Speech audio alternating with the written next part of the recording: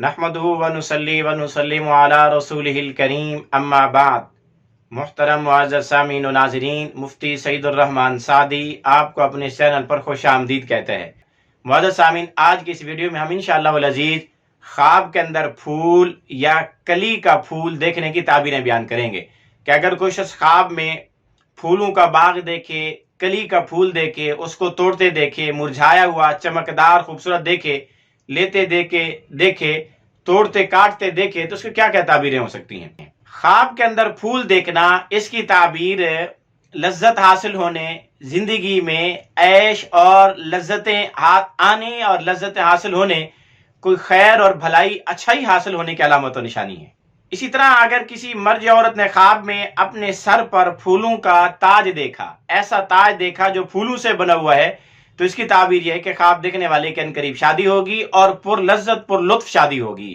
اسی طرح اگر کسی مرد عورت نے خواب میں بے موسمی پھول دیکھے، ایسے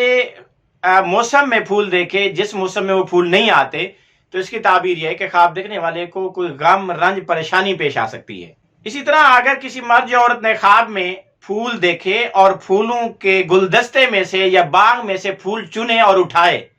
تو اس کی تعبیر ہے کہ خواب دیکھنے والا اگر دھوکے باز ہے تو عنقریب اس کا دھوکہ پکڑا جائے گا، اگر بیمار ہے تو عنقریب فوت ہو سکتا ہے۔ اسی طرح اگر کوئی حاملہ خاتون خواب میں پھول دیکھے تو اس کی تعبیر یہ کہ اس کو کوئی خوشخبری ملے گی، اس کے غم اور رنج پریشانیاں دور ہو جائیں گی۔ اسی طرح خواب کے اندر کلی کا پھول دیکھنا، اس کی تعبیر عورت سے دی جاتی ہے، یعنی اگر کوئی مرد دیکھے تو عنقریب اس کو عورت ملے گی، یا اگر شادی شدہ ہے تو اس کی عورت کی اچھائی اور برائی کی طرف اشارہ ہے۔ جو شر اور خیر پھول میں دیکھے گا وہی اپنی عورت میں دیکھے گا۔ اسی طرح اگر کسی نے خواب میں یہ دیکھا کہ اس کو کلی کا پھول دیا گیا یا کلی کا پھول گفٹ ملا یا کہیں سے اس کی ملکیت میں آیا،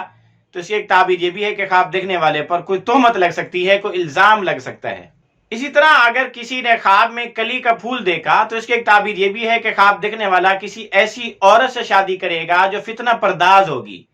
اور اس کے ساتھ اس کے تعلقات درست نہیں ہو پائیں گے۔